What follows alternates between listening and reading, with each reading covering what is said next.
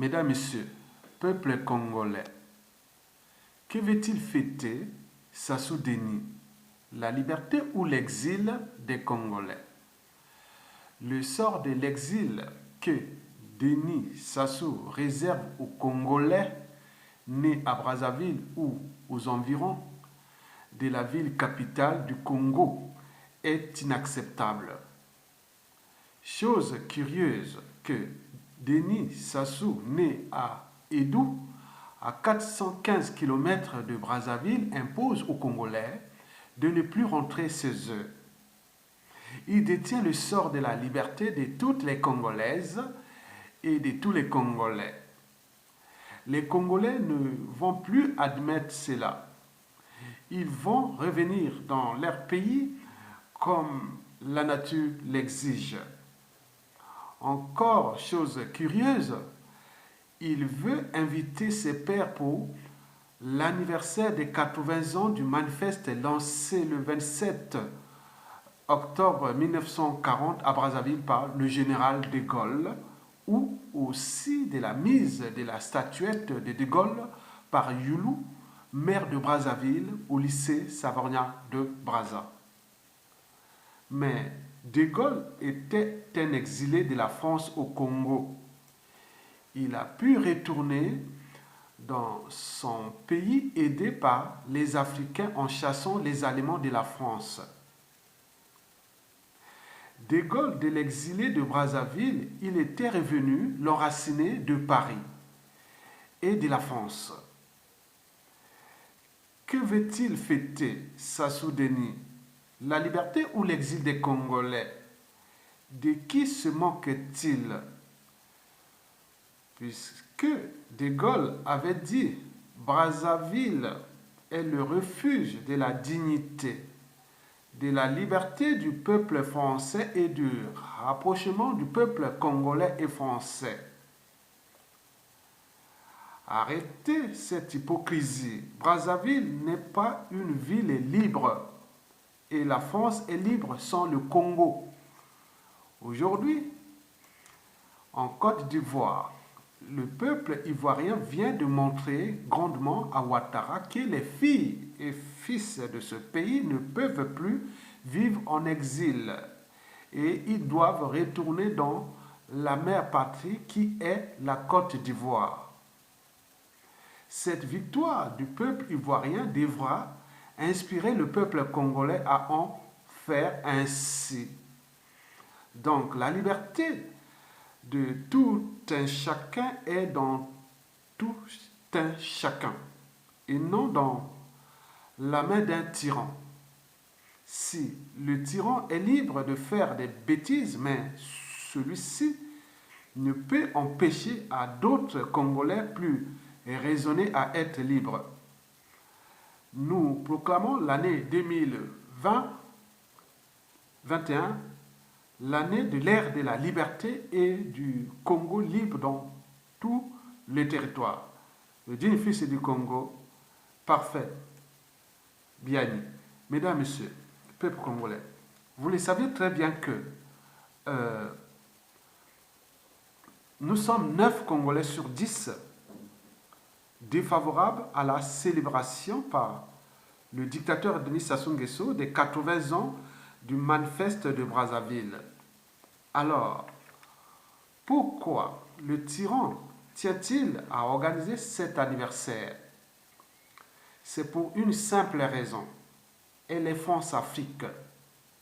En effet, Denis Sassou Nguesso aux abois, à bout de souffle, au bout du rouleau, au bord du gouffre en fin de règne,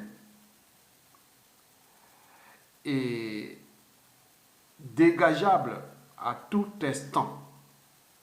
Il est dégageable à tout instant. Donc, il veut montrer ou prouver au réseau France-Afrique qu'il contrôle encore ce pays, qu'il a surendetté pour rien, qu'il a ruiné et détruit en toute impunité, avec orgueil et rébellion.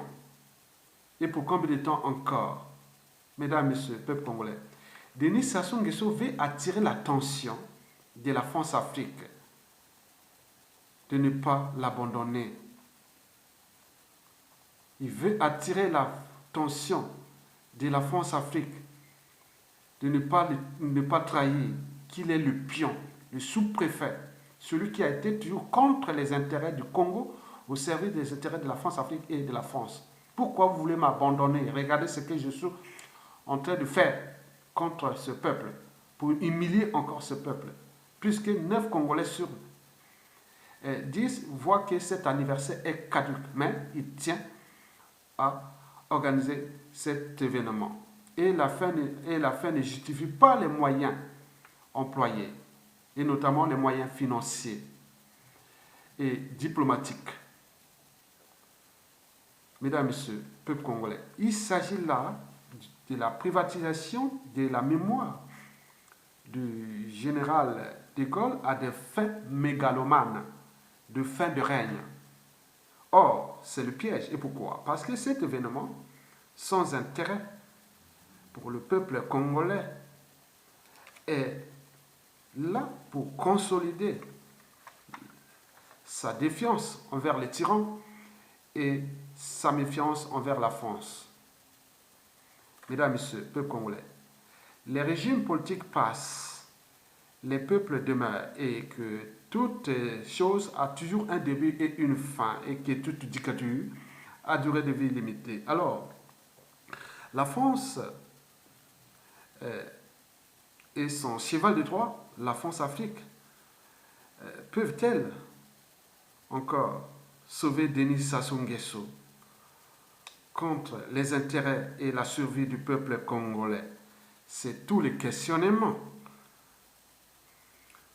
Mesdames, Messieurs, peuple congolais, pour nous, peuple, tous les signaux, tous les signes, tous les indicateurs sont au rouge. Denis Sassou Nguesso, c'est fini.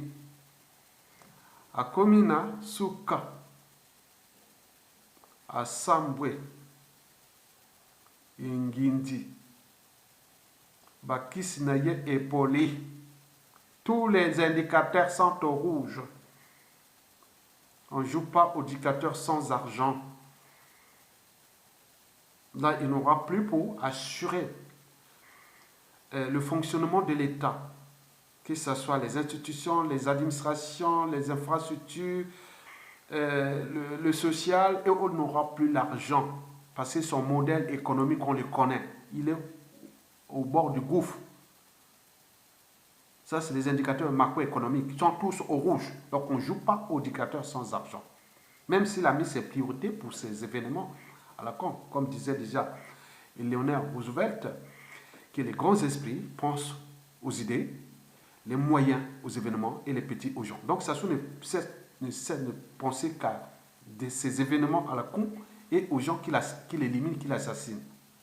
Donc, c'est à la fois un moyen d'esprit et un petit esprit.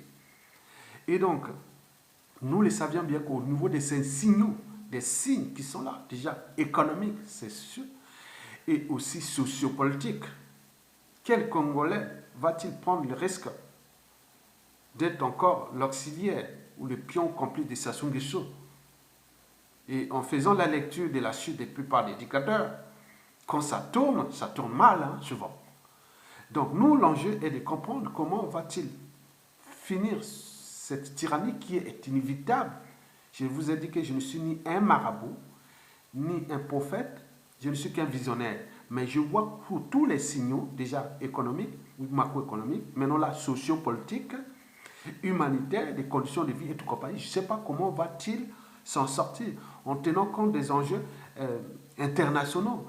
Oui, donc avec la pandémie du Covid-19, avec le marché mondial, avec tout ce qui se dessine. Sassou, il ne nous reste qu'à les pousser. Hein? Il ne nous reste qu'à les pousser, comme les Ivoiriens sont en train de faire là-bas, comme les Maliens l'ont fait. Il ne reste que plus que ça. La France sera toujours de votre côté parce qu'on n'aura pas le choix. Au moment où le peuple congolais va se décider, la France viendra derrière nous. Il n'y aura plus de choix. Donc là, Sassou Nguesso veut séduire la France-Afrique. Et là, c'est le piège pour la France-Afrique. Parce que je vous l'ai dit, dans l'opinion nationale, cet événement n'est pas la priorité des Congolais. 9 Congolais sur 10 est en défiance envers cet événement. C'est trop. Qu'ils soient intellectuels, cadres civils, politiques, militaires. Allez voir dans les médias et réseaux sociaux. Allez voir dans tous les terrains et autres. Donc, ce n'est pas la priorité, aller dépenser encore l'argent pour aller montrer à ses employeurs, la France-Afrique, qui, quelque part, en train de tourner les dos. C'est les intérêts vitaux de la France au Congo et dans la zone de CEMAC et autres dépassent largement aussi la survie de Sassou Nguesso qui croit qu'il est au-dessus du peuple congolais, que la France va comploter éternellement contre ce peuple-là et comme ça. Donc nous voyons que nous sommes là en train de décrypter le processus conduisant à la chute d'un dictateur. Le processus, c'est l'ensemble des mécanismes, des signes, des indicateurs, de tout ce que nous sommes en train de voir, que Sassou est isolé à l'échelle nationale comme à l'échelle internationale. Donc il cherche là par la diplomatie de l'argent, le peu d'argent qu'il reste, les réseaux là pour faire ces lobbying qui ne sert à rien. Quand vous êtes grillé, démasqué, vomi, avarié, vous ne pouvez pas changer comme ça. On ne peut pas changer l'image comme ça. Sassou est au fond du tout. Il lui reste ce mensonge, cette dissimulation et la diversion additionnée avec la ruse. Mais on ne dirige pas un peuple, une nation, par la ruse. Non, ce n'est pas possible. Le détonateur est déjà proche. Donc Sassou doit comprendre que cet événement qu'il organise pour le général de Gaulle est caduc. C'est un non-sens. Il y aurait peut-être d'autres occasions, d'autres moyens, mais là, il n'y a pas de sens. Il n'y a aucun sens.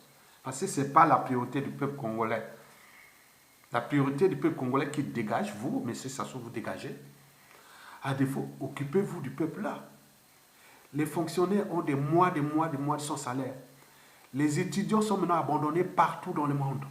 Or, la première ressource d'une nation, c'est investir dans le savoir et la connaissance. Mais là, vous avez abandonné le savoir et la connaissance. Les étudiants sont abandonnés partout dans toute l'Afrique, dans toute l'Europe et partout dans le monde. Et qu'à votre fin, nous devons aller les récupérer.